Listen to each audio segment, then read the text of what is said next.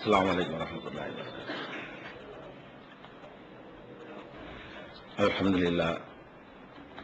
لله نحمده ونستعينه ونستغفره ونؤمن به ونتوكل عليه ونعوذ بالله من شرور أنفسنا ومن سيئات أعمالنا من يهده الله فلا مضل له ومن يضلله فلا هادي له وأشهد أن لا إله إلا الله وحده لا شريك له وأشهد أن محمدا عبده ورسوله أما بعد. கண்ணியத்திற்குரிய எல்லாம் அல்ல அல்லாஹ் ஜல்ல ஷானஹு தஆலாவின் நல்லடியார்களே,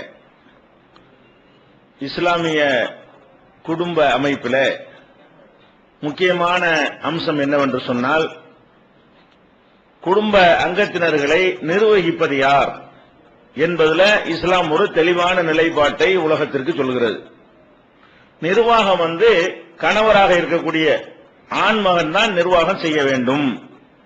அதற்கு 2 காரணங்களையும் திருமறை குர்ஆன் சொல்கிறது. அவங்க தான் பொருளாதாரத்தை செலவழிக்கிறாங்க, அவங்க தான் அதற்கு ஏற்றவாறு படைக்கப்பட்டு இருக்கிறாங்க, அந்த சிறப்பும் இருக்கிறது என்று திருமறை குர்ஆன் சொல்கிறது.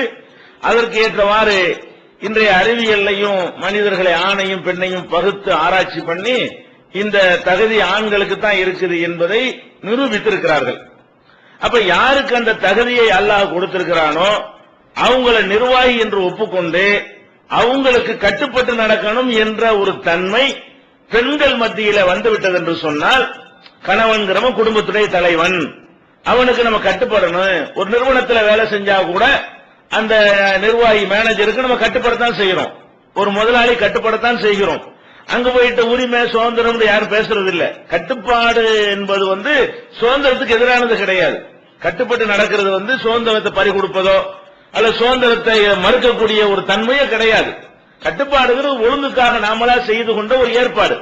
அப்ப இந்த ஒரு விதியை நம்ம தெளிவாக புரிந்து கொள்ள வேண்டும் என்பதற்காகத்தான் நேற்று நம்ம அறிவியல் ரீதியாகவே நிறைய காரணங்களை சொன்னோம். அதே மாதிரி இந்த ஆண் பெண் 2 பேரை எடுத்துக்கொண்டீர்களே ஆனால், ஆணுக்கு தான் நிர்வகிக்கிற தகுதி உரிமை அதிகாரம் எல்லாம் அதிகமாக இருக்கிறது என்பதற்கு இன்னும் ஏராளமான சான்றுகள் எல்லாம் இருக்கிறது. இப்ப முக்கியமான சான்று என்னன்னு சொன்னா, நம்மளுடைய ரத்தம் இருக்கிறது. இந்த ரத்தம் ஆணுக்கு ரத்தம் இருக்கிறது, பெண்ணுக்கும் ரத்தம் இருக்கிறது. ஆனா இந்த ரத்தத்தினுடைய அளவை பொறுத்த வரைக்கும் அந்த ரத்தத்தில் ஹீமோகுளோபின் ஒரு அம்சம் இருக்கிறது. அந்த அந்த அணுக்களை பொறுத்த வரைக்கும் அது ஒரு இவ்வளவு அளவுல இருக்கணும்.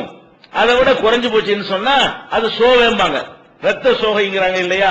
சோவை என்று சொன்னா அது அவங்க ஆரோக்கியமா இல்ல, அவங்க நிறைய காரியங்கள் செய்ய முடியாது, நிறைய பிரச்சனை அவங்களுக்கு வரும் என்பது ரத்த சோகை என்ற ஒரு நோய் இருக்கிறது. இதுல கூட எப்படி வேறுபடுத்துறாங்கன்னு சொன்னா, அது 13 GMS வச்சிருக்காங்க. இந்த 13ங்கிற அளவுல இருந்தால் ஒரு ஆண்மகன் இருக்கிறான்னு வைங்களேன், இந்த 13ங்கிற அளவுல இருப்பானே ஆனால் ஆண் மகனுக்கு அது ஒரு பாதிப்பையும், பெண்ணுக்கு அதே 13 அளவுக்கு இருக்குமே ஆனால் வேற ஒரு பாதிப்பையும் ஏற்படுத்துகிறது. அவங்க என்ன சொல்றாங்கன்னு கேட்டா, 13ங்கிற அளவுல பெண்ணுக்கு இருந்தால் அவ ஆரோக்கியமா இருக்கிறா, நார்மலா இருக்கான்னு அர்த்தம். இந்த பெண்ணுடைய ரத்தத்துல ஹீமோகுளோபின்ங்கிறது இந்த 13ங்கிற அளவுல இருக்குமே ஆனால் அவ கரெக்ட், சோகை இல்ல, சோகைமாங்கல்ல, அந்த ரத்த சோகை அவங்களுக்கு இல்ல, ஆரோக்கியமா இருக்கிறாங்கன்னு அர்த்தம். இதே அளவு ஆம்பளை இருந்துச்சுன்னு சொன்னா அவன் ரத்த சோகை இருக்குன்னு அர்த்தம். அவனுக்கு 14 இருக்கணும். ஆம்பளையுடைய பாடியில ரத்த ஹீமோகுளோபின் எவ்வளவு இருக்கணும்னு கேட்டா, பெண்ணுக்கு இருக்கிறத விட ஒரு பாயிண்ட் கூட இருந்தா தான் அவன் கரெக்டா இருக்கிறான் அப்படின்னு அர்த்தம். ஏன், அந்த பாடி இயக்குவதற்கு அந்த ரத்தத்தில் அவ்வளவு அளவு தேவை இருக்கிறது. இவன் ஒரு கடினமான உடம்பா இருக்கிற காரணத்தினால, தசை அதிகமா இருக்கிற காரணத்தினால, சிந்தனைக்கு நிறைய எரிபொருள்கள் கலோரி செலவாகிற காரணத்தினால இவனுடைய ரத்தத்தில் எவ்வளவு இருக்கணும், அது ரத்தத்தை பம்ப் பண்ணக்கூடிய இதயமும் சைஸ் பெருசா இருக்கிறது, ரத்தமும் கூட என்னவா இருக்கணும்னு கேட்டா அந்த ஹீமோகுளோபின்ங்கிற அளவு ஆணுக்கு 14 இருந்தா தான் அவன் ஆரோக்கியமா இருக்கிறான். 14 விட குறைஞ்சிச்சுன்னு சொன்னா அவன் சோகை. பெண்ணை பொறுத்த வரைக்கும் ஆம்பளைக்கு எது சோகைங்கிறமோ அதே அளவுக்கு பெண்ணுக்கு இருந்தா அது போதும், ஆரோக்கியம், அவ உடம்புக்கு அதான் கரெக்டான அளவு என்று அது கூட வித்தியாசம். அப்படி எல்லாம் ஒரு ஆம்பளை 2 ஆம்பளைக்கு இல்ல. ஆம்பளைய பூரா ஆராய்ச்சி பண்றான், பொம்பளை பூரா ஆராய்ச்சி பண்றான். ஏதோ கோடியில 1 லட்சத்துல 1 வித்தியாசமா இருக்கலாம். அந்த மாதிரி எல்லாத்தையும் ஆராய்ச்சி பண்ணி பார்க்கும் பொழுது இதுல கூட இவனுக்கு தேவைப்படுற ரத்தத்தினுடைய அளவு வேறையாக இருக்கிறது, அவனுக்கு தேவைப்படக்கூடிய ரத்தத்திலே ஒரு அளவு வேறையாக இருக்குன்னு பார்க்கிறோம். அப்ப ஆண் என்பவன் தான் கொஞ்சம் கடினமான சுமைகளை சுமப்பதற்கு தகுதி உள்ளவனாக படைக்கப்பட்டிருக்கிறான். ரத்தத்தாலையும் இதயத்தாலையும் மூளையாலையும் சிந்தனையாலையும் உடம்பாலையும் எதுல எடுத்துக்கொண்டாலும் சரி அந்த நிர்வாகத்தை சுமப்பதற்கு எல்லாமே சரியா இருக்கணும். எல்லாம் சரியா இருந்தா தான் ஒரு பொறுப்பை சுமக்க முடியும். அந்த தன்மை ஆணுக்குத்தான் இருக்கிறது என்பதை நாம் பார்க்கிறோம். தத்துவார்த்த ரீதியாக எடுத்து பார்த்தாலும் ஆணு தான் நிர்வகிப்பதற்கு தகுதியானவனா இருக்கிறான். தத்துவார்த்தம்னா என்ன? ஒரு குழந்தை உண்டாகுது, கருவறையில் ஒரு குழந்தை உண்டாகுதுன்னு சொன்னா அந்த குழந்தையை உண்டாக்குவதற்கு ஆணுக்கு பங்கு இருக்கிறது, பெண்ணுக்கு பங்கு இருக்கிறது. ரெண்டு பேரும் சேர்ந்துதான் அந்த ரெண்டு பேருடைய சக்தியிலிருந்து தான் ஒரு குழந்தை உற்பத்தி ஆகிறது. இந்த உற்பத்தி ஆகிற குழந்தை ஆணாக சில நேரத்தில் பிறக்கிறது, சில நேரத்தில் பெண்ணாக பிறக்கிறது. ஆண் குழந்தையும் பிறக்கிறது, பெண் குழந்தையும் பிறக்கிறது. இந்த ஆண் பெண் குழந்தை பிறக்கிறது என்ன காரணம்?